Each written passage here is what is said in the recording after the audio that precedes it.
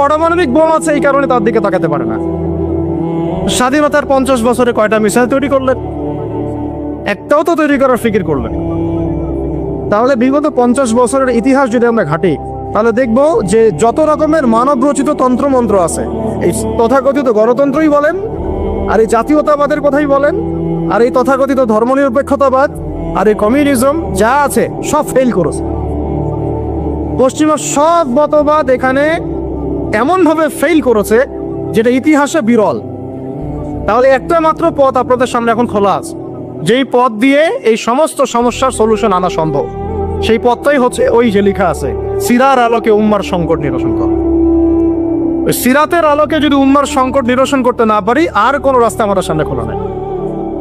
দিন কায়েমের শর্ত 3টা বলেছেন না? 3 নম্বর শর্তটাই হচ্ছে এটা যদি ইবাদত হয়, দিন কায়েম যদি একটা ইবাদত হয়ে থাকে, তাহলে সেই ইবাদত কবুল হবে শুধু একজন ব্যক্তির তরিকা। তার তরিকা মুহাম্মদ রাসূলুল্লাহ সাল্লাল্লাহু আলাইহি ওয়াসাল্লামের তরিকা। ইবাদত হতে হবে এক আল্লাহর জন্য, হালাল রিজিক থাকতে হবে, এবং তরিকা হতে হবে কার? মুহাম্মদ রাসূলুল্লাহ সাল্লাল্লাহু আলাইহি ওয়াসাল্লাম। তো মুহাম্মদ সাল্লাল্লাহু আলাইহি ওয়াসাল্লামের তরিকাই হচ্ছে সিরাত, যেটার মধ্য দিয়ে আমরা দিন কায়েম করবো ইনশাআল্লাহ। আর কোনো রাস্তা খোলা নাই। যত তন্ত্রমন্ত্র নিয়ে আসো, যত তন্ত্রমন্ত্র, এখন তো 4টা 5টা আছে, আরো যদি নতুন কোনো তন্ত্রমন্ত্র নিয়ে আসে, তারপরেও এই জাতির মুক্তির কোনো পথ নাই সিরাত ছাড়া। এখন আমাদেরকে আগে সিরাত পড়তে হবে ভাই, সবাইকে আগে সিরাতটা পড়তে হবে। সিরাত পড়লে পরে আপনারা বুঝতে পারবেন যে ইনশাআল্লাহ তাআলা কোন পথে আমাদেরকে হাঁটতে হবে। এখানে টপিক অনেক ডিপ দেওয়া হয়েছে, অত ডিপে গেলে আমাদের সারা রাত চলে যাবে। আমি শুধু ভাষা কয়েকটা পয়েন্ট বলতেছি, একটু মনোযোগ দেন। নবী সাল্লাল্লাহু আলাইহি ওয়াসাল্লাম যখন থেকে কাজ শুরু করেছেন, কাজ বলতে আমি দাওয়াতের কাজ বোঝাচ্ছি, তখনকার সমাজটা কিন্তু আমাদের মতো এতটাও মানে কমফোর্টেবল ছিল না। একটা অমুসলিম রাষ্ট্রে তিনি দাওয়াতের কাজ শুরু করেছেন। মক্কা কি ছিল? একটা মুসলিম রাষ্ট্র না অমুসলিম রাষ্ট্র? অমুসলিম একটা রাষ্ট্রে তিনি অ্যাজ এ নবী তার দাওয়াতের কাজ শুরু করেছেন। সুবহানাল্লাহ। এবং তিনি সেই রাষ্ট্রের একজন পরিচিত ব্যক্তিত্ব, যাকে as-সাদিক আল-আমিন বলে ডাকা হয়, যার আগেও কোনো গুনাহ নাই, পরেও কোনো গুনাহ নাই। এমন একজন ব্যক্তিত্ব তিনি, যার আগেও কোনো গুনাহ নাই, পরেও কোনো গুনাহ নাই, এবং তিনি একটা অমুসলিম রাষ্ট্রে ওহী প্রাপ্ত হয়ে দাওয়াতের কাজ শুরু করলেন। আর আমরা তো মুসলিম রাষ্ট্রে বসে আছি, আমরা তো মক্কায় নাই। আমরা কি মক্কায় আছি? আমরা তো মক্কায় নাই। যদি মক্কায় না থাকি, তাহলে এরকম নতজন পররাষ্ট্রনীতি কেন? আমরা যদি মক্কার মতো পরিবেশে না থাকি, তাহলে এত নতজন পররাষ্ট্রনীতি কেন? তাহলে ভারতের মধ্যে আমাদের যে মুসলিম ভাইরা আছে, তারা কি করবে? তাহলে ভারতে যে মুসলিম ভাইরা আছে, তারা কি করবে? তারা কি ওদের পা ধরে করবে, সালাম করবে? হিন্দুদের পা ধরে সালাম করবে? বলেন তো। আমরা তো একটা মুসলিম রাষ্ট্রে আছি, তো মুসলিম রাষ্ট্রে থাকতে এত নতজনু পররাষ্ট্রনীতি কেন? এত দাসত্বের শৃঙ্খল কেন? তো তিনি দাওয়াতের কাজ শুরু করেছেন প্রথম কি দিয়ে, এটা একটা ফ্যাক্ট। আমরা আসলে আলোচনাগুলো আপনাদের চাইতে তাদের শোনা দরকার, যারা আলোচনা যারা করে। আর মানে আমি চাই বেশি বেশি তাদের সাথে কনভারসেশন করতে, যারা উম্মাকে নিয়ে ফিকির করেন, দাওয়াতের কাজ করতে চান, বা মুআল্লিম বা আলেম বা হাফেজ, তাদের সাথে কথা বলা দরকার। তাদেরকে আগে বোঝানো দরকার বিষয়গুলো। অনেকেই বুঝেন না। অনেকে বায়াবিও দাওয়াতি কাজ করছেন উইদাউট এনি প্ল্যাটফর্ম। অনেকে দাওয়াতি কাজ করছেন উইদাউট এনি কানেকশন উইথ ওলামা। আলেমদের সাথে কোনো কানেকশন নাই, দাওয়াতের কাজ করতে আসেন, একটা বায়াবিও প্ল্যাটফর্ম ক্রিয়েট করে রাখতেছেন। আমি আপনাদেরকে পুরা পথ পদ্ধতি এখানে গিলায় খাওয়াই দিতে পারবো, কিন্তু বিশ্বাস করেন, গিলে খাওয়ার পরে আপনি কিছুই করতে পারবেন। কেন পারবেন না? আপনার কোনো অ্যাসোসিয়েশন নাই, কোনো ফাউন্ডেশন নাই, কোনো সংগঠন নাই, কোনো রাজনৈতিক ক্ষমতা নাই, কোনো রাজনৈতিক দলও নাই, রাজনৈতিক কোনো অ্যাপ্রোচও নাই। কিন্তু একটা সেকুলার রাজনৈতিক দল আপনার চেয়ে ভালো ফিল্ড ওয়ার্ক করতে পারবে, কারণ তার চেইন অফ কমান্ড আছে। আমাদের তাওহীদপন্থীদের কোনো চেইন অফ কমান্ডই নেই। বলে আসতেছি বিগত 5 বছর 10 বছর থেকে একই বয়ান, মাথায় ঢুকে না জিনিসটা। চেইন অফ কমান্ড বলে একটা কিছু আছে, যেখানে একজন আমির নাই, যেখানে একজন ইমারা নাই, একটা আমির নাই, আস-সামউ ওয়া তাআ নাই, বায়আ নাই, যেখানে শুনলাম, মানলাম, আনুগত্য করলাম, আমির, মামুর, জামা, ইমার এগুলো নাই, সেখানে তো চেইন অফ কমান্ড আসবে না। তাবলিগ জামাত কাজ করছে না? করছে কিনা? একটা সুরা পর্ষদ আছে না, সুরাই নিজামি আছে না, আমির আছে না, কাজ করতেছে, ফলাফল পাচ্ছে মাশাআল্লাহ। জামাত ইসলাম কাজ করছে না? একটা চেইন অফ কমান্ড আছে, প্রত্যেকটা জেলায় জেলায় শাখা আছে, তারা তাদের উপরের লেভেল থেকে কোনো ডিরেকশন আসলে সেটাকে রুট লেভেলে বাস্তবায়ন করছে। তারপর ধরেন যে ইভেন এই যে আওয়ামী লীগ চলে গেল, তার একটা চেইন অফ কমান্ড ছিল না? ছিল কি না? উপরে উপরে যে বলতো জঙ্গি, নিচের ওই ব্যক্তিও বলতো হ্যাঁ এই জঙ্গি, এমন একটা চেইন অফ কমান্ড ওদের ছিল না? এখন বিএনপি যারা রাজনীতি করতেছে ওদের নাই? আছে। এখন আপনি বলেন ইসলামপন্থীদের রাজনৈতিক দল কয়টা? একটা আছে আমাদের শাসনতন্ত্র, একটা হচ্ছে হেফাজতে ইসলাম, আর কি হেফাজত ইসলাম তো আসলে কোনো রাজনৈতিক ব্যাকগ্রাউন্ড থেকে আসে নাই, এটা এসেছে আপনারা তো জানেন হিস্ট্রি, কোন প্রেক্ষাপটে এটা তৈরি হয়েছে, শাপলা চত্বরে ঘটনা, তাই না? আর জামাত ইসলাম। আর কথা হচ্ছে যে আমাদের তো মানে পৃথক পৃথক প্ল্যাটফর্মগুলোর মধ্যে একটা ঐক্যবদ্ধ সমন্বয় সবার আগে দরকার, তারপরে আমাদের একটা একটা বৃহত্তর চেইন অফ কমান্ড দরকার। তখন কি হতো যে উপর থেকে একটা কিছু ছেড়ে দিলে একদম নিচ পর্যন্ত আসতে সময় লাগতো না। এখন এগুলোর বাইরে আবার যারা চান যে না কোরআন এবং হাদিস, ইসলামী ইমারা, শরিয়া এগুলো বাস্তবায়ন হবে, দাওয়াতের সাথে সাথে জিহাদ থাকতে হবে, এবং আমরা কোনো গণতন্ত্র, সেকুলারিজম এইসব পশ্চিমা আদর্শে যাব না, তারা ফেসবুকে বায়োবিও ঘুরে বেড়াচ্ছেন। সবাই ফেসবুকে বায়োবিও ঘুরে বেড়াচ্ছেন, ইউটিউবে ইন্ডিভিজুয়ালি কাজ করছেন, সবার নিজস্ব স্বতন্ত্র মার্কাজ, মাকতাবা ইত্যাদি ইত্যাদি, কোনো সমন্বিত প্রয়াস নাই। এইভাবে তো হবে না। এভাবে কি হবে? সর্বোচ্চ এককভাবে কিছু দাওয়াত দেওয়া যাবে, কিন্তু নবী সাল্লাল্লাহু আলাইহি ওয়াসাল্লাম ওহী প্রাপ্ত হওয়ার পরেই দাওয়াতের যে কাজ শুরু করলেন, এটাই চেইন অফ কমান্ড। সুবহানাল্লাহ। একটা জামার মধ্যে তিনি সবাইকে নিয়ে আসছেন।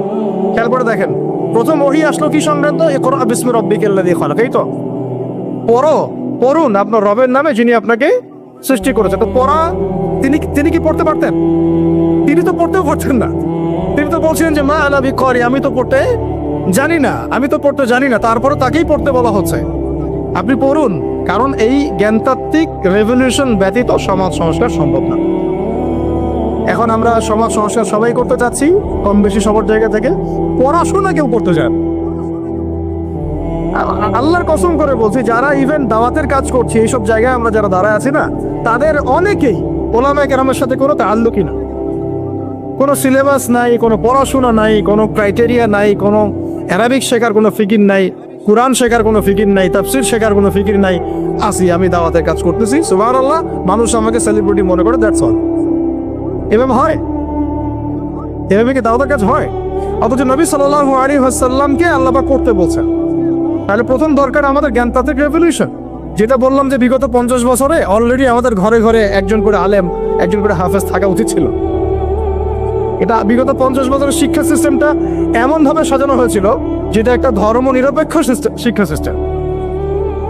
এটা এই যে একটা ছেলে বসে আছে 30 বছর বয়স, ওর তো অধিকার ছিল যাতে সে এসএসসি, এইচএসসি, অনার্স মাস্টার্স লেভেলে এসে কোরআনের অর্থ করার যোগ্যতা অর্জন করবে। এটা তার রাইটস ছিল অ্যাজ এ মুসলিম কান্ট্রির একজন সিভিলিয়ান হিসেবে। তার রাইটস ছিল এটা, যে আমি একজন মুসলিম কান্ট্রির সিভিলিয়ান, আমার রাইটস আছে স্কুলে গিয়ে কোরআন শেখা, কলেজে গিয়ে কোরআনের তাফসীর শেখার, অনার্স লেভেলে গিয়ে হাদিস পড়তে শেখার, হাদিসের মোতালা করার। ইভেন সে মাস্টার্সের পরে ইফতা দেওয়ার মতো যোগ্যতা অর্জন করতে পারতো যদি শিক্ষা সিস্টেমটার মধ্যে সমন্বয় থাকতো। কিচ্ছু করা হয় না এইসব লেভেলে। 50 বছর ধরে এই জাতিকে শিক্ষার অন্ধকারে রাখা হয়েছে। কওমি মাদ্রাসাগুলো যদি না থাকতো, এই দেশ থেকে ইসলামকে মিটাই ফেলে দিত। এটা বাস্তবতা।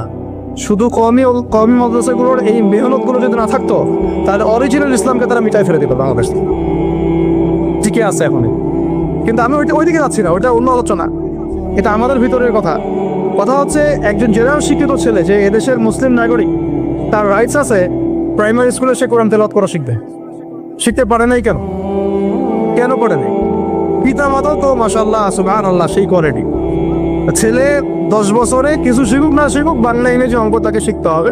কোরআন হাদিস এগুলো তো কোনো বিষয় না, এগুলো কোনো বিষয় হলো আপনাদের কাছে? আল্লাহর কসম এগুলো দামি নেয়।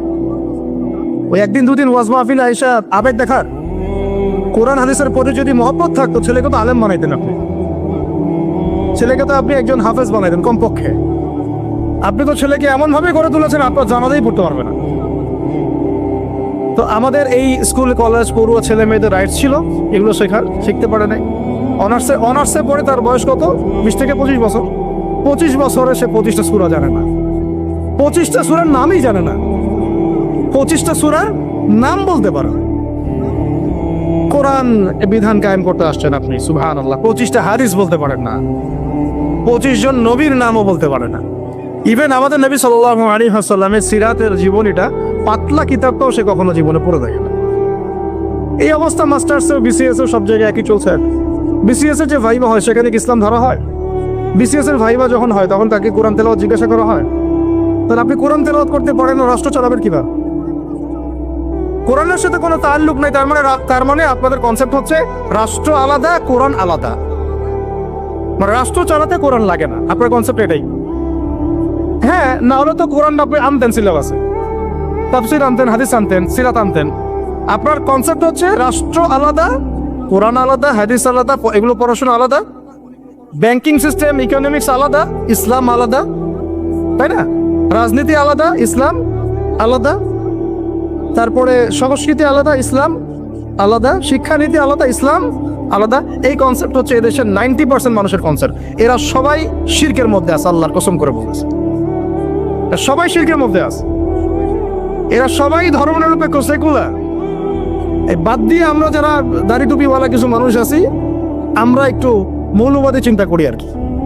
আমরা চিন্তা করি যে ইসলাম ব্যক্তিগত জীবনেও থাকবে, সংস্কৃতির মধ্যেও থাকবে, শিক্ষানীতিতেও থাকতে হবে, অর্থনীতিতেও থাকতে হবে, ইভেন রাজনীতির মধ্যেও থাকতে হবে। এই কনসেপ্টটা না আসলে এখনো মুসলমান হনই নাই। এই কনসেপ্টটা না আসা মানে এখন পর্যন্ত কালিমা লা ইলাহা ইল্লাল্লাহ এটা বুঝেনি না, মুখে পড়েছেন, দ্যাটস অল। এই কারণেই তো লা ইলাহা ইল্লাল্লাহ পড়ার পরেও মোদির পা চাটেন বসে বসে। এই কারণেই, কারণ ওই লা ইলাহা ইল্লাল্লাহ তো আপনাকে ওটা শিখাই নাই যে আপনি এক আল্লাহর সার্বভৌমত্বের স্বীকৃতি দেন নাই। এই হলো সমস্যাগুলো। তো সমস্যার গোড়ায় অনেক কথা আছে। এখন নবী সাল্লাল্লাহু আলাইহি ওয়াসাল্লাম কিন্তু দাওয়াতের কাজটা, এই যে সিরাতের আলোকে যেটা বলছেন সমাজ সংস্কার এবং দিন প্রতিষ্ঠা এবং সমকালীন সব সংকট দূর করা, এটা শুরু করতে হবে জ্ঞানতাত্ত্বিক রেভলিউশন থেকে। পড়াশোনা করা শুরু করে দেন, আদারওয়াইজ আপনাদের সামনে ধ্বংস ছাড়া কিচ্ছু বাকি। কি পড়াশোনা করবেন? অবশ্যই ইসলামিক কারিকুলাম থাকতে হবে। এরপরে আপনি জেনারেল লাইনে পড়াশোনা করেন, কোনো সমস্যা নেই।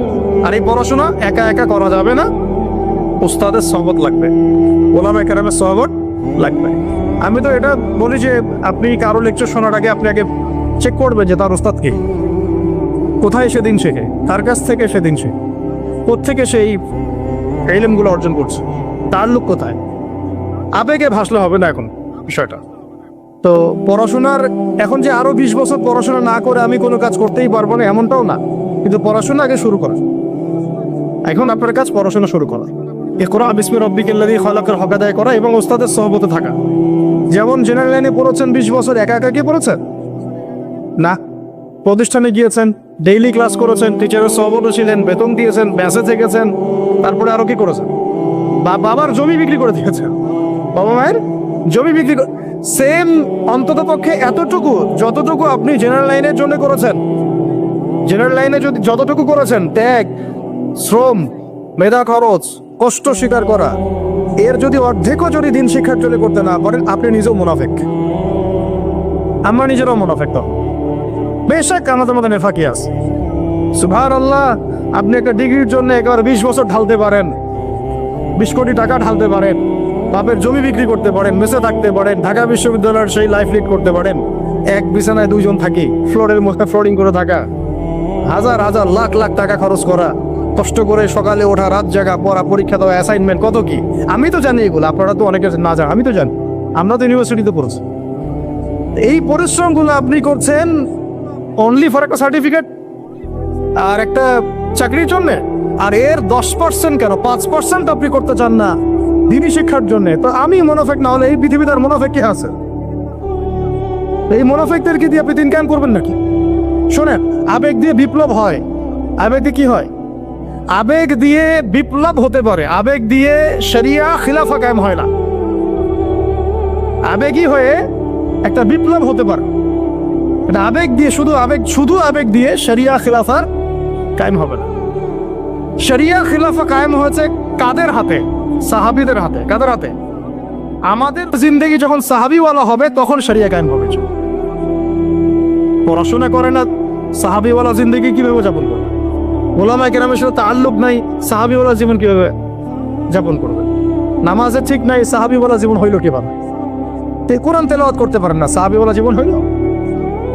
দিনের জন্য আমর বিল মারুফ নাহি আনিল মুনকারের কাজ নাই, ওই যোগ্যতাও নাই, তাহলে সাহাবীওয়ালা জীবন হইল কি? চেহারা সুরতের মধ্যে ইসলাম নাই, সুন্নতের প্রতি পাবন্দি নাই, সাহাবীওয়ালা জিন্দেগি হলো কি? সাহাবীদের হাতে বদর যুদ্ধ হয়েছে, জয়লাভ করেছে। উহুদ প্রায় জিতেইছে, এটা জিতেই বলা যায়, সাময়িক বিপর্যয় হয়েছে। খন্দক, খায়বার, মুতাইয়ার মুখ কাঁপিয়ে দিয়েছে কারা? সাহাবীরা। তো সাহাবীওয়ালা ঈমান, সাহাবীওয়ালা আমল, সাহাবীওয়ালা আখলাক, সাহাবীওয়ালা মেহনত হলে পরে বাংলার মাটিতে দিন কায়েম হবে। না হওয়া পর্যন্ত এই লাভঝাপ করতে থাকা, আজকে এই বিষয়ে কালকে ওই বিষয়ে, আজকে এই ইস্যু কালকে এই ইস্যু, এগুলোই চলতে থাকবে। আমরা এটা চাই না। আমরা চাই এখন যেহেতু দাওয়াতের একটা সুবর্ণ সুযোগ আমাদের সামনে এসেছে, এখন যেহেতু আল্লাহ পাক, এটা আল্লাহ পাকের রহমত, এখানে সবাই ক্রেডিট নেওয়ার প্রতিযোগিতায় লিপ্ত আছে। আমার ক্রেডিট হয়েছে, আমি এই করেছি, আমি সেই করেছি। এখন তো এমন দেখা যাচ্ছে যে ওই সময় কিছু বলেও নাই, সেও এসে এখন প্রধান উপদেষ্টার পাশ আসতেছে বসে বসে। কি সুবহানাল্লাহ! মানে রক্ত দিল এক ভাই, মানে বছরের পর বছর কারাগারে পচে মরল একদল, বছরের পর বছর, দিনের পর দিন, মাসের পর মাস আয়না ঘরে ধুকে ধুকে মরল আর একদল। ঠিক আছে, বললাম তখন থেকে বের হলে কেউ সুস্থ থাকে না।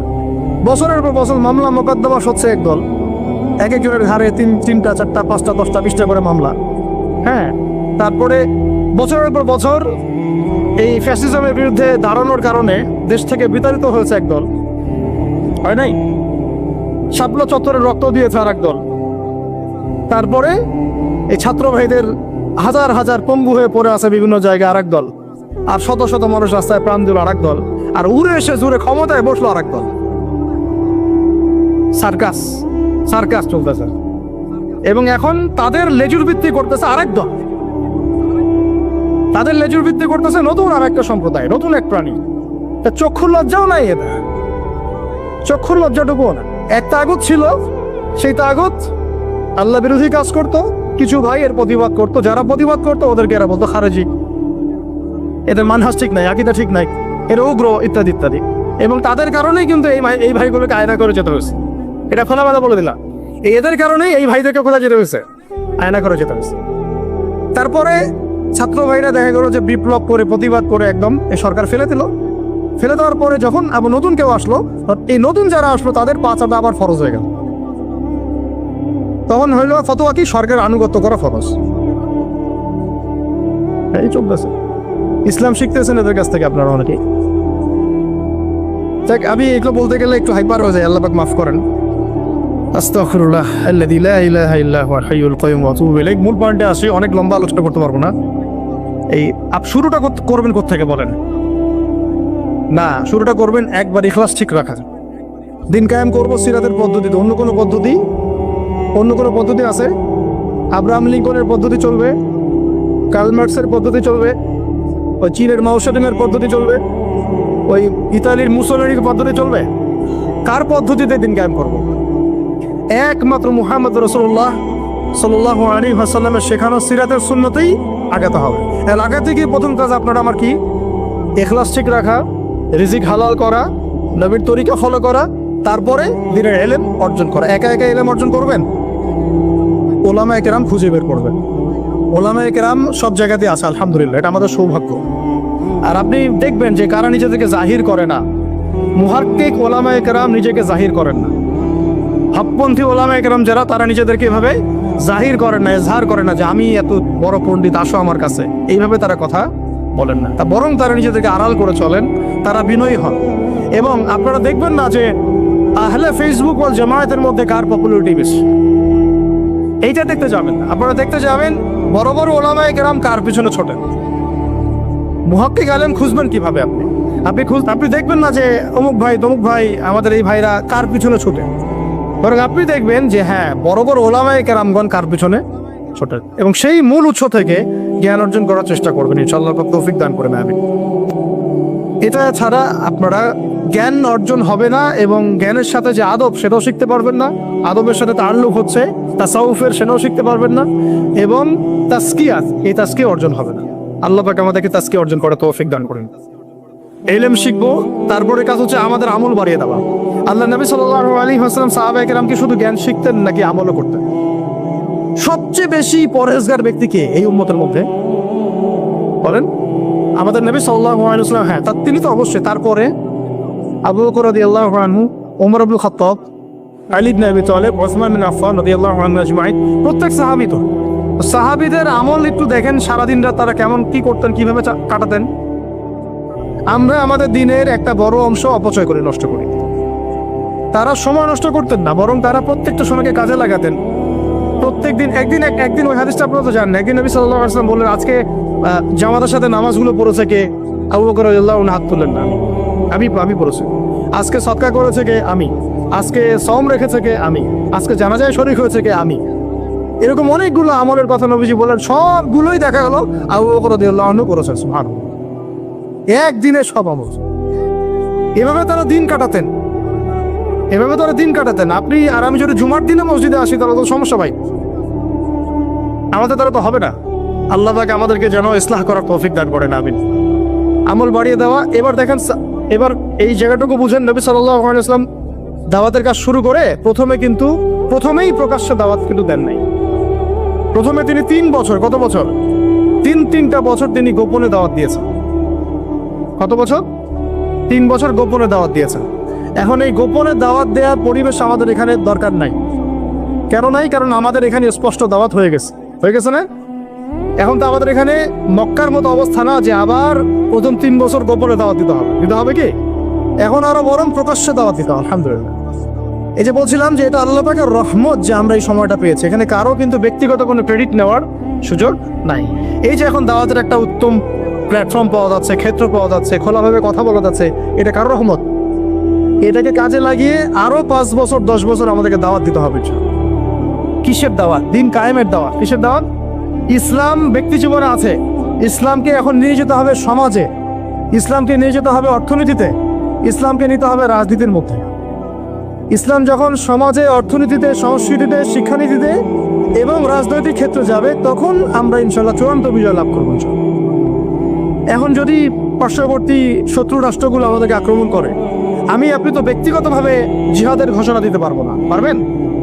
কিন্তু এখন যদি আপনার হাতে রাজনৈতিক ক্ষমতা থাকতো, তাহলে আমরা দেখাই দিতাম যে একজন সাইফুরকে মারলে কতজনের লাশ পড়ে। একজন ফেলানিকে যদি কাঁটাতারে ঝুলাই দেওয়া হয়, ওরকম 10টা বিএসএফ কে মারার ক্ষমতা আমাদের আছে। এই শক্তি সামর্থ্য আমাদের ভাইদের আছে। আমাদের দাওয়াতের কাজ শুধু আমভাবে জনগণের মধ্যে করলে হবে না, পুলিশের মধ্যে দাওয়াতের কাজ করতে হবে, র্যাবের মধ্যে দাওয়াতের কাজ করতে হবে, আমাদের আনসারদের মধ্যে দাওয়াতের কাজ করতে হবে, বিজিবির ভাইদেরকে প্রশিক্ষিত করতে হবে। সবচেয়ে বড় কথা, আমাদের সেনাবাহিনীকে, বিমান বাহিনীকে শক্তিশালী করতে হবে। অত্যাধুনিক অস্ত্র তাদের হাতে থাকতে হবে, এবং তাদের মধ্যে সবকিছুই আছে, মাশাআল্লাহ। পটেনশিয়াল আছে, প্রতিভা আছে, শারীরিক শক্তি আছে, ট্রেনিং আছে। ইমানটাকে মজবুত করতে হবে, তাদেরকে ইমানের দাস দেওয়া লাগবে। আপনারা যারা শুনবেন এগুলো লেকচার, অনলাইনে গেলে শুনবেন তারা ইনশাআল্লাহ। শুধুমাত্র জাতিসংঘের একটা মিশনকে জীবনের লক্ষ্য বানাবেন না আপনারা। জাতিসংঘের একটা মিশনে যাওয়া আপনার জীবনের লক্ষ্য না। আপনাকে যদি আল্লাহ পাক প্রশাসনিক দায়িত্ব দিয়ে থাকেন, আল্লাহর জন্য শহীদ হওয়াটা আপনার জীবনের সবচেয়ে বড় সৌভাগ্য। এইদিকে আমরা তো তাদেরকে এখন হটাতে পারছি না, কারণ ওই ক্ষমতা আপনার আমার হাতে নাই। ইসলামকে ওই রাজনৈতিক জায়গায় নিতে হলে সিরাতের সুন্নতে আগাতে হবে। আল্লাহ পাক তৌফিক দান করুন। এবার প্রকাশ্যে দাওয়াত শুরু হলো 4 নম্বর বছর থেকে 10ম বছর পর্যন্ত। এই প্রকাশ্যে দাওয়াত যখন শুরু হয়েছে, তখনই ব্যাপক নির্যাতন শুরু হয়েছে, ব্যাপক নির্যাতন। এই অবস্থানটা আমরা পার করেছি বিগত সময়গুলোতে, এখনো পার করছি, তাই না? এই অবস্থাটা কিন্তু আমরা আগেও পার করেছি, এখনো পার করছি। যারাই প্রকাশ্যে পরিপূর্ণ ইসলামের কথা বলছেন বা বলেছেন, কোনো না কোনোভাবে তারা হ্যারাসমেন্টের শিকার হয়েছে, কোনো না কোনো ফিজিক্যালি অথবা মেন্টালি অথবা রাজনৈতিকভাবে অথবা মামলা মোকদ্দমা অথবা গুম অথবা একেবারে ক্রসফায়ার অথবা দেশ ত্যাগ, কিছু না কিছু ওদের তাকদিরে নসিব হয়েছেই। এটা তরুণরা একটু ভালো করে বুঝবেন। মক্কায় কত বছর ছিলাম আমরা? 13 বছর। কত বছর? 13 বছর। এই 13 বছরে কিন্তু আমাদের কোনো রাজনৈতিক ক্ষমতা ছিল না, ছিল কোনো রাজনৈতিক ক্ষমতা ছিল না, এমনকি কোনো সামাজিক ক্ষমতা আমাদের ছিল না। আমরা দাওয়াতের কাজ করছিলাম, তাবলীগের মেহনত করছিলাম, এবং তাজকিয়া অর্জন হচ্ছিল, কোরআন শেখানো হচ্ছিল, দারুল আরকামে দিনের মোজাকারা প্র্যাকটিস হচ্ছে। আমাদের কিন্তু কোনো রাজনৈতিক ভিত্তি মক্কায় নাই। এই কারণে মক্কাতে কিন্তু সশস্ত্র জিহাদেরও আয়াত নাজিল হয় না, হয়েছে হয় না। মদিনায়, এখন মদিনা থেকে যখন 6 জন যুবক আসলেন, এই 6 জন যুবকের নেতার নাম আসাদ বিন জুরারাহ রাদিয়াল্লাহু আনহু। তো তিনি এসে যখন বায়াত করছেন নবীর কাছে, তিনি আগে থেকে জানতেন যে শেষ জামানা একজন নবী আসবে।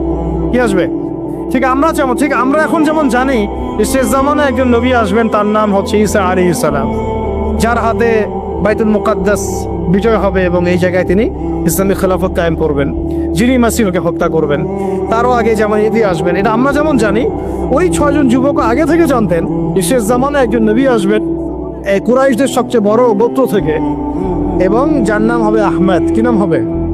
এটা তারা কোত্থেকে জানছেন? আগে তাওরাত ইনজিলে লেখা আছে, আগে তাওরাতে ইনজিলে লেখা আছে। এই জন্য আমরা বলি যে শেষ জামানার জ্ঞান অর্জন করাটা খুব জরুরি, না হলে আমরা কখন কি হচ্ছে এটা মোটটা বুঝতে পারবো না। এই পড়াশোনাগুলো আমাদের সিলেবাস থেকে আমরা উঠিয়ে দিয়েছি। আমি খুব দুঃখ পাই একটা জিনিস দেখলে, ইভেন মাদ্রাসা সিলেবাসে দাজ্জাল কেন্দ্রিক কোনো সাবজেক্ট না, থাকা দরকার ছিল। কারণ শেষ জামানার সবচেয়ে বড় ফিতনাই তো দাজ্জাল, ওইটা সম্পর্কে আমার আলোচনার দরকার ছিল না। এবং ওই সংক্রান্ত হাদিসগুলো অনেক মিস্টেরিয়াস, ওগুলো অনেক ব্যাপার আছে, ব্যাখ্যা বিশ্লেষণ যারা দরকার সবার, আমরা এটা আলোচনা করছি না। আর আপনাদের শিক্ষা সিস্টেমে তো নাই, জেনারেলদের মধ্যে তো নাই। এখানে তো বললাম 25 বছরের সিরাতই নাই। যাই হোক, আল্লাহ পাক যেন এমন শিক্ষানীতি আমাদেরকে প্রণয়ন করে তৌফিক দান করেন, যার মধ্য দিয়ে একজন ব্যক্তি উভয় শিক্ষায় শিক্ষিত হবেন ইনশাআল্লাহ। এই যে ইয়াসরিবের 6 জন যুবক, তারা যখন ইসলাম কবুল করে চলে গেল, তারা বসে থাকে নাই। যুবকরা এটা ভালো করে শুনে, তারা ইসলাম কবুল করার পরে কেউ বসে থাকে না, তারা দাওয়াতের কাজ করতে থাকলেন। মদিনায় কি, কোথায়? মক্কাও অমুসলিম রাষ্ট্র, মদিনাও কি তখন কিন্তু অমুসলিম রাষ্ট্র, তখন কিন্তু সবাই মদিনার ইসলাম কবুল করে নাই। আর আমরা বসে আছি বাংলাদেশে মুসলিম রাষ্ট্রে, তাও দাওয়াতের কাজ নাই। কথা বুঝতে পারছেন? তারা অমুসলিম রাষ্ট্রে নিজের জীবনের ঝুঁকি নিয়ে, তারা তো তখন সবাই কাফের, মুশরিক, তাই না, মূর্তি পূজারী, তাদের মধ্যে দাওয়াতের কাজ করেছে। যেমন ভারত একটা রাষ্ট্র, এটা একেবারে মূর্তি পূজারী রাষ্ট্র, তাই না, গরুর গোবর টোবর খেয়ে বেড়াচ্ছে।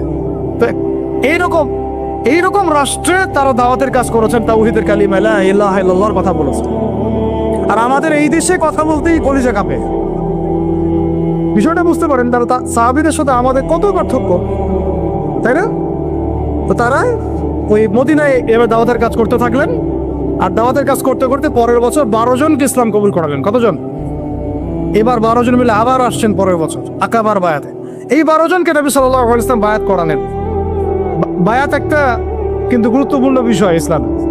আপনি মুখে মুখে একজনকে ভালোবাসেন, হ্যাঁ অমুক আলেমকে আমি খুব ভালোবাসি, অমুক ওস্তাদকে, অমুক শাইখকে আমি খুব ভালোবাসি, কিন্তু আপনি তার হাতে বায়াতবদ্ধ না। এই ভালোবাসা একদিন থাকবে, একদিন নাও থাকতে পারে, ঠিক আছে? কিন্তু আপনি যখন কোনো মুহাক্কিক, কোনো আলেমের কাছে, কোনো বুজুর্গের কাছে, আল্লাহর ওলির কাছে বায়াতবদ্ধ থাকবেন, আপনার জীবনটা একটা গুছানো শৃঙ্খলার মধ্যে থাকবে। তার মাসওয়ারা ছাড়া আপনি ডানে বামে তখন উঠতে পারবেন।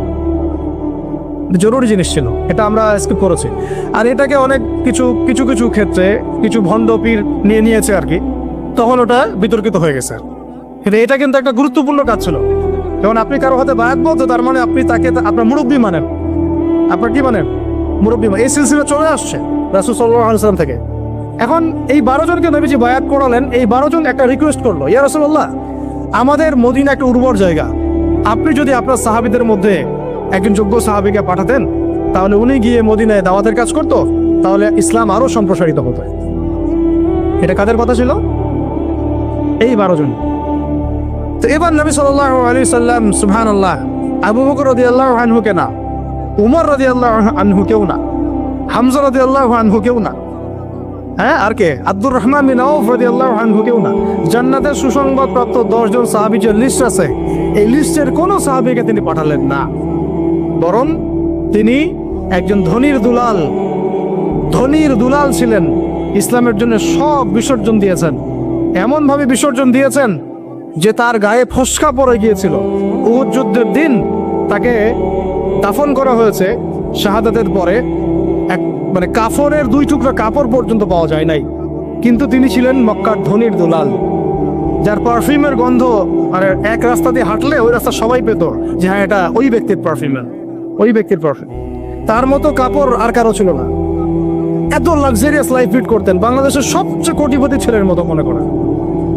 এইরকম ধনীর একজন দুলাল ইসলাম কবুল করার পর তার অবস্থা এমন হয়েছে যে তাকে এক কাপড়ে দাফন করা হয়েছে। সুবহানাল্লাহ। উহুদের মাঠে বিখ্যাত সাহাবী, বিখ্যাত দাঈ আল্লাহ, তার নাম মুসআব বিন উমাইর রাদিয়াল্লাহু আনহু। মুসআব বিন উমাইর নাম মুখস্থ থাকবে তো ইনশাআল্লাহ।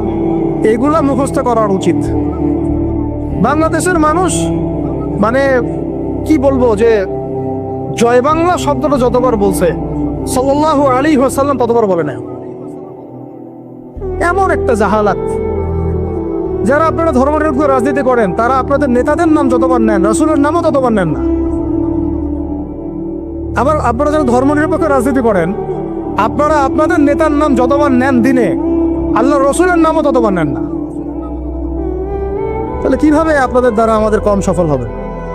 কিভাবে সফল হবে? তো এখান থেকে শেষ হয়ে যাবে ইনশাআল্লাহ।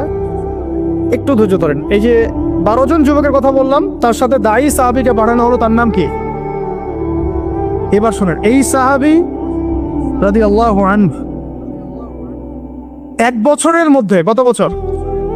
1 বছর দাওয়াতি কাজ করে তিনি পুরা মদিনার 75টা ফ্যামিলিকে ইসলাম কবুল করেছে। কতটা? এবার তার পরের বছর এই 75টা ফ্যামিলি আল্লাহর নবীর কাছে এসেছে সাল্লাল্লাহু আলাইহি ওয়াসাল্লাম। ইয়া রাসূলুল্লাহ, আমরা ইসলাম কবুল করতে চাই। আমরা জানি মক্কাতে আপনি নির্যাতিত, আপনার সাহাবীরা নিপীড়িত, আপনি আপনার সাহাবীদেরকে নিয়ে আমাদের মদিনা চলে আসুন। নবীজি সাল্লাল্লাহু আলাইহি ওয়াসাল্লাম বায়াত করালেন কয়েকটা বিষয়ের। আল্লাহর সাথে কাউকে শরীক করবে না, চুরি করবে না, জেনা করবে না, একে অপরকে মিথ্যা অপবাদ দিবে না, সৎ কাজে আদেশ করবে, অসৎ কাজে নিষেধ করবে, আমার আনুগত্য করবে, সুখে দুঃখে আমার আনুগত্য করবে, সচ্ছল অসচ্ছল উভয় অবস্থায় আল্লাহর পথে দান করবে। ঠিক আছে, আমি যদি মদিনায় যাই বা যখন যাব তখন আমাকে আর আমার সাহাবীদেরকে এমনভাবে তোমরা প্রোটেক্ট করবা যেভাবে তোমরা তোমাদের স্ত্রী সন্তানকে করো। তোমরা কি রাজি আছো? একজন সাহাবী বলছেন যে ইয়া রাসূলুল্লাহ ফামা লানা ইযা ফাআলনা যালিক, আমরা যদি এটা করি তাহলে কি পাবো? নবীজি বলছেন আল জান্নাহ, জান্নাত পাবে। কিভাবে? জান্নাত পাবে। তখন আয়াত নাযিল হয়েছে, ওই যে সূরা তাওবার 111 নম্বর আয়াতটা, ইন্নাল্লাহা আশতারা মিনাল মুমিনিনা আনফুসাহুম বিআন্না লাহুমুল জান্নাহ। ওই যে আয়াতটা, ইয়াকাতিলুনা ফি সাবিলিল্লাহি ফায়াকতুলুনা ওয়া ইউকতালুন। এই যে পুরো আয়াতটা নাযিল হয়েছে কিন্তু এখানে এই মদিনা রাষ্ট্রে যেতে হবে। আমরা এখনো মদিনা রাষ্ট্রে যেতে পারি নাই। এবার আমরা 75টা ফ্যামিলি চলে গেলাম মদিনায়, মক্কায় আমাদের কেউ নাই। গুটি কয়েক মানুষ আছেন যারা যেতে পারেন নাই, মাযুর। বেশিরভাগ চলে গেছেন কোথায়? মদিনায়। আর কিছু আছেন আবিসিনিয়া, কিছু আছেন কোথায়? আবিসিনিয়া, কিছু আছেন মদিনায়। এই হলো মদিনায় হিজরত। হিজরত করার পরে মসজিদ নির্মাণ করা হয়েছে। কি নির্মাণ করা হয়েছে? মসজিদ। মসজিদটা একটা পার্লামেন্টের মতো ছিল, শুধু নামাজ রোজার জায়গা না, একটা পার্লামেন্টের মতো, একটা সংসদের মতো। এখান থেকে ডিসিশন পলিসিগুলো মেকিং হতো। তারপরে আনসার যারা ছিলেন সেখানে সাহায্যকারী, তারা হলেন আনসার। আর যারা হিজরত করে গেলেন তারা হলেন মুহাজির। নবীজি আনসার আর মুহাজিরদের মধ্যে ভ্রাতৃত্বের বন্ধন স্থাপন করলেন। এই যে আমাদের দরকার এখন ঐক্যের প্ল্যাটফর্ম। কি দরকার? ঐক্যের প্ল্যাটফর্ম। তাদের সেখানে তারা ভূখণ্ড পেলেন, রাষ্ট্র ক্ষমতা পেলেন, ভ্রাতৃত্বের বন্ধন হলো, পার্লামেন্টের মতো মসজিদ হয়ে গেল। এবং ওখানে ইহুদিরা ছিল, আরও কিছু মুশরিকরা ছিল, তাদের সাথে মদিনা সনদ বা একটা চুক্তি হলো, এটা একটা কনস্টিটিউশন, সংবিধান হলো। এই জায়গায় আমরা এখনো যেতে পারি না। যেতে পারছি? আমাদের সেরকম আলাদা কোনো স্বতন্ত্র ইসলামিক এন্ট্রি নাই, আমাদের সেরকম ইসলামিক কোনো কনস্টিটিউশন নাই, ইসলামিক আমাদের মধ্যে ইভেন ভ্রাতৃত্বের বন্ধনও নাই। ওই রকম কোনো একজন আমির এবং একটা জামা আমাদের মধ্যে এখন না। এখন আমরা মদিনা রাষ্ট্র কায়েম করতে পারি নাই। মদিনা রাষ্ট্র কি সেকুলার রাষ্ট্র ছিল? ধর্মনিরপেক্ষ রাষ্ট্র ছিল কি? মদিনা রাষ্ট্র কি জাতীয়তাবাদের আদলে গড়ে উঠেছে বা কমিউনিজমের আদলে গড়ে উঠেছে? গণতন্ত্রের আদলে? মদিনা রাষ্ট্র গড়ে উঠেছে শরিয়ার আদলে, মানে কোরআন এবং সুন্নাহর বিধানের আদলে। ওখানে কি অন্য ধর্মের মানুষরা ছিল না? ছিল। তাদের সাথে কোনো কনফ্লিক্ট হয়েছে? তাদের অধিকার খর্ব করা হয়েছে? হ্যাঁ, তাদের সাথে জুলুম হয়েছে? না, বরং তাদের সাথে আমরা হৃদ্যতা মহব্বতের সম্পর্ক রেখে চলেছি যতক্ষণ পর্যন্ত না তারা কোনো ফল্ট করেছে। যেমন বনু কুরাইজা ফল্ট করেছে, ওর সাথে যুদ্ধ হয়েছে, বের করে দিয়েছে। বনু নাজির ফল্ট করেছে, ওকে বের করে দেওয়া হয়েছে। বনু কাইনুকা ফল্ট করেছে, ওকে বের করে দেওয়া হয়েছে। যখন যে চুক্তি ভঙ্গ করেছে তখন তার সাথে আমরা আক্রমণাত্মক আচরণ করেছি, শাস্তিমূলক। কিন্তু যতক্ষণ পর্যন্ত ওরা চুক্তি ভঙ্গ করে নাই, আমরা সবাই মিলে একটা ঐক্য সংহতি রক্ষা করেই চলেছি। আমরা কি এখন ওরকম কোনো রাষ্ট্র পেয়েছি? এখন আমাদের সামনে এইরকম একটা মদিনা রাষ্ট্র গড়ার ফিকির করতে হবে। এই জায়গায় যদি ইসলামকে আমরা নিতে না পারি বাংলার জমিনে, তাহলে না হবে মদিনা, আর না হবে সেখান থেকে কোনো মক্কা বিজয়। মক্কা বিজয় কি আগে হয়েছে না আগে মদিনা রাষ্ট্র কায়েম হয়েছে? তো মদিনা রাষ্ট্র কায়েম করার আগেই আমাদের অনেক আমির সাহেব তারা আবার গণক্ষমা ঘোষণা করছেন। মন খারাপ করেন আপনারা আবার? হ্যাঁ, আমাদের অনেক আমির কি করছেন? গণক্ষমা ঘোষণা করছেন। আপনি তো মক্কা বিজয় করেন না এখনো যে গণক্ষমা ঘোষণা করবেন। কেন গণক্ষমা ঘোষণা করবেন? কোন অধিকারে, কোন রাইটসে? তারা তো জুলুমের উপর জুলুম করেছে, জুলুমের উপর জুলুম, হত্যার উপর হত্যা, গুমের উপর গুম, খুনের উপর খুন, ক্রসফায়ারের উপর ক্রসফায়ার। আপনি কে গণক্ষমা করার? এটা তো জনগণ করবে। আপনাকে তো একা অথরিটি দেওয়া হয় নাই। আর আপনি তো মদিনা রাষ্ট্রের আমিরও নন, আর মক্কা বিজয়ের আমিরও নন। এই যে অতিরিক্ত ডিপ্লোমেসি অ্যাপ্লাই করতে যান আপনারা, গণতান্ত্রিক রাজনীতি যারা করতে চান, আপনারা সিরাতের সুন্নত থেকে হারায় যান। সিরাতের সুন্নত না, আমাদের এখন যাইতে হবে মদিনা রাষ্ট্রে। তো মদিনা রাষ্ট্র কি এটা আগে বুঝবেন। একটা নির্দিষ্ট রাষ্ট্র যেটা আমাদের আছে, মাশাআল্লাহ আছে তো, বাংলাদেশ যদি ধরি আছে তো একটা রাষ্ট্র। লাগবে জনসংখ্যা আছে তো, লাগবে মুসলিম সংখ্যাগরিষ্ঠতা আছে তো, লাগবে মুসলিমদের মধ্যে ভ্রাতৃত্বের বন্ধন, এইটা হয়তো নাই। এটা আমাদের করতে হবে। যে ভ্রাতৃত্ব জায়গায় দুর্বলতা সেটা অচিরেই ঘুচিয়ে ফেলতে হবে। আল্লাহ পাক তৌফিক দান করেন। লাগবে ইসলামিক সংবিধান আছে নাই, 50 বছর হয়েছে, তাহলে এখন সংবিধান সংস্কারের প্রশ্ন আসলে সবাইকে জবাব দিতে হবে, হ্যাঁ সংস্কার চাই, ইসলামিক সংবিধান চাই, বাস খালাস। ওইটা না হলে তো আপনার রাষ্ট্র ইসলামিক হবে না। ওইটা না হলে কি রাষ্ট্র ইসলামিক হবে? আমাদের আবেগ, কেউ লিখে দিল উপরে বিসমিল্লাহির রহমানির রহিম, মানব রচিত সংবিধানের উপরে লিখে দিল বিসমিল্লাহির রহমানির রহিম। বাঙালি তো একদম আবেগে মাতোয়ারা। আরে বাপরে বাপ, আমাদের তো সংবিধানে বিসমিল্লাহ আছে। বিসমিল্লাহ বলে ভাই মদ খাইলে লাভটা কি? নিচে তো মদের লাইসেন্সের দেওয়ার কথাও আছে, নিচে তো ট্রান্সজেন্ডারও আছে, নিচে তো আরো অনেক কিছুই আছে, সমকামিতাও আসতেছে। বিসমিল্লাহ উপরে থাকলে আমার লাভ কি আর ক্ষতি কি? বিসমিল্লাহ উপরে থাকার পর যখন A to Z ইসলামিক থাকবে তখন বুঝবে হ্যাঁ এটা ইসলামিক কনস্টিটিউশন হয়েছে। আছে ওটা নাই, তাহলে এটা করতে হবে। তারপরে দেখবেন একজন আমাদের প্রেসিডেন্ট লাগবে, মুসলিম প্রেসিডেন্ট, যিনি উমর রাদিয়াল্লাহু আনহুর মতো ইনসাফ আদালত কায়েম করবেন এবং আমরা আনসার ও মুহাজিরদের মধ্যে ভ্রাতৃত্বের বন্ধনে থাকবো, আপোষের মধ্যে কোনো কোন্দলে যাব না, তাদের আনুগত্য করে চলবো ইনশাআল্লাহ। আছে এরকম কিছু হয়েছে? হয় নাই। এরপরে নবী সাল্লাল্লাহু আলাইহি ওয়াসাল্লাম সামরিক বাহিনী গঠন করেছেন, এটা আমাদের আছে মাশাআল্লাহ। খালি তাদেরকে ইমানি প্রশিক্ষণ দেওয়া দরকার। এরপরে নবী সাল্লাল্লাহু আলাইহি ওয়াসাল্লাম অর্থনৈতিক ভিত্তি শক্ত করেছেন। আমাদের দেশে অর্থনৈতিক ভিত্তি শক্ত করার সুযোগ নাই? অবশ্যই আছে, এবং আমরা এটা করতে পারবো ইনশাআল্লাহ। এরপরে নবী সাল্লাল্লাহু আলাইহি ওয়াসাল্লাম সীমান্ত সুরক্ষা করেছেন। সীমান্ত সুরক্ষার আমাদের বাহিনী নাই? করতে পারবো ইনশাআল্লাহ। এরপরে তিনি করেছেন অস্ত্র শস্ত্র তৈরি করেছেন দেশের মধ্যে, মদিনাতেই তৈরি করেছেন। বদর যুদ্ধ করতে যাওয়ার সময়কার অস্ত্র কোথায় পেয়েছেন? তারা কিনেছেন কারো কাছ থেকে? তৈরি করেছেন কোথায়? মদিনায়। তা আমরা আমাদের দেশে বিশ্বমানের অস্ত্র তৈরি করতে পারি না? করা হয়েছে বিগত 50 বছরে? হয় নাই। তারপরে সারিয়া অভিযান হয়েছে, প্রথমেই কিন্তু গাজওয়ায়ে বদর হয় নাই, প্রথমে কিছু কিছু সারিয়া হয়েছে। টহল বাহিনী পাঠিয়েছেন নবী সাল্লাল্লাহু আলাইহি ওয়াসাল্লাম, দেখো ওইখানে কাফেলা আক্রমণ করো, ওইখানে কাফেলা আক্রমণ করো। এবার ইসলাম আর ডিফেন্সিভ চিন্তা করে নাই, বরং ইসলাম সেনাবাহিনী প্রেরণ করেছে বিভিন্ন জায়গায় যুদ্ধের জন্য। অনেকগুলো সারিয়া হয়েছে, প্রায় 8টা 10টা। তারপরে আবু সুফিয়ানের কাফেলাকে আক্রমণকে কেন্দ্র করে বদরের যুদ্ধ হয়েছে। মদিনা রাষ্ট্র গড়ার পরে আস্তে আস্তে পররাষ্ট্রনীতি হয়েছে, বিভিন্ন গোত্রে গোত্রে দাওয়াত বাড়ানো হয়েছে। এরপরে আস্তে আস্তে মুসলিমদের রাষ্ট্রের আয়তন বাড়তে থাকছে, অর্থনীতি সমৃদ্ধ হতে রয়েছে। পাশাপাশি আমরা ওই হেরাক্লিয়াস, রোম সম্রাট হেরাক্লিয়াস, পারস্য, এইটা ওইটা পুরো বিশ্ব রাজনীতি তখন আমরা কাঁপায় ফেলছি। এক পর্যায়ে হুদাইবিয়ার সন্ধি হয়েছে, এই সন্ধির পরে আমরা ইহুদিদের সাথে যুদ্ধ করে খায়বার জয় করেছি। পরবর্তীতে তাবুক হয়েছে, মোতা হয়েছে, নবীর ইন্তেকাল পরে ইয়ারমুকও হয়েছে। এর মাঝখানে আপনার ওই চুক্তির যে দফাগুলো ছিল হুদাইবিয়ার, ওটা ভঙ্গ করার কারণে মক্কা আক্রমণ করা হয়েছে, মক্কা আমরা বিজয় করেছি। এটা সংক্ষেপে বললাম, ইনশাল্লাহ কোনো একদিন আরো বিস্তারিত কথা হবে। মূল কথা হচ্ছে এই যে মদিনা রাষ্ট্র থেকে মক্কা বিজয় এই পর্যন্ত কিন্তু অনেক ঘটনা ঘটেছে। আবার বুঝেন, মদিনা রাষ্ট্র থেকে মক্কা বিজয় এইটুকুর মধ্যে কিন্তু আরো অনেক ঘটনা ঘটেছে, আরো অনেকগুলো যুদ্ধ হয়েছে, জনসংখ্যা বেড়েছে, দেশের আয়তন বেড়েছে, পররাষ্ট্রনীতি অ্যাপ্লাই করা হয়েছে, হ্যাঁ অর্থনীতি সমৃদ্ধ করা হয়েছে। তারপরে হুদাইবিয়ার কাছাকাছি ওমরা করতে আসার সময় তারা বাধা দিল, আমরা সন্ধিতে গেলাম, তাই না? 10 বছর কেউ কারোর সাথে যুদ্ধ করবো না, তোমার কেউ আসলে আমি ফিরাই দেবো, আমাদের মুসলিমদের কেউ গেলে ফিরাই দিবা না, ঠিক আছে? এরকম কিছু চুক্তি ছিল হুদাইবিয়ার মধ্যে। তো চুক্তির ধারাগুলো ভঙ্গ করেছে কুরাইশরা। কুরাইশরা যখন চুক্তির ধারা ভঙ্গ করেছে, ওই ধারার ভঙ্গকে কেন্দ্র করে মক্কা আক্রমণ করা হয়েছে, মক্কা বিজয় করা হয়েছে। এরপরে মক্কা, মদিনা, তায়েফ, তাবুক সমস্ত এলাকায়, এই পুরো এলাকাটায়, এটাকে আমরা বলি জাজিরাতুল আরব। কি বলি?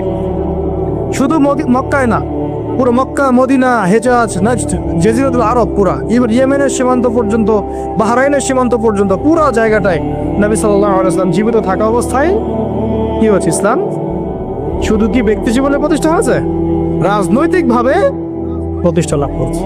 এই হলো সিরাতের সুন্নতের দিন কায়েমের একটা চূড়ান্ত বাস্তবতা, যা আমাদের নবী আমাদেরকে দেখিয়ে গিয়েছে সাল্লাল্লাহু আলাইহি ওয়াসাল্লাম। এখন কথা হচ্ছে যে মক্কা বিজয় তো অনেক দূরের কথা, ওটা তো অনেক পরের কথা। আমরা কি আমাদের রাষ্ট্রটাকে মদিনার আদলে সাজাতে পেরেছি কিনা? মদিনার আদলে রাষ্ট্রটাকে সাজাতে পেরেছি? এখন আগে সিরাতের আলোকে আমরা এই রাষ্ট্রটাকে মদিনা বানানোর চেষ্টা করি, আল্লাহ পাক তৌফিক দান।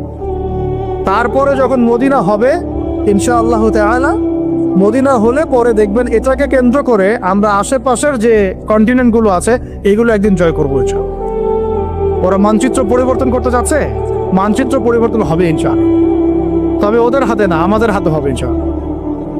এটা কিন্তু গাল গল্প না, হাদিসে অনেক ইঙ্গিত আছে, আমি ওই হাদিসগুলো নিয়ে আজকে আলোচনা করতেছি না।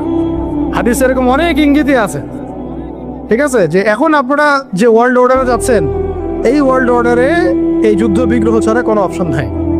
এগুলো চলতে থাকবে। খোরাসান, ইয়েমেন, সিরিয়া, শাম, প্যালেস্টাইন সব জায়গা মুসলিমদের করতলগত হবে ইনশাআল্লাহ। ওই দিকেই বিশ্বের প্রেক্ষাপট আগাচ্ছে, আগাবেও। এটা স্কিপ করতে আপনারা আর পারবেন না, কেউ পারবে না। এখন এখান থেকে যারা পালায় বাঁচতে চাবে ওরাও ধরা খাবে, যারা সম্মুখ সারিতে থেকে যুদ্ধ করবে ওরাও ইনশাআল্লাহ সাফল্যমণ্ডিত হবে ইনশাআল্লাহ। আমরা কোন পথ বেছে নেব সেটা আমাদেরকে ফিকির করতে হবে। সবার আগে আমাদের ফিকির হবে কি, এই রাষ্ট্রটাকে মদিনার আদলে একটা রাষ্ট্রে পরিণত করা। আল্লাহ পাক আমাদেরকে সেই তৌফিক দান করেন।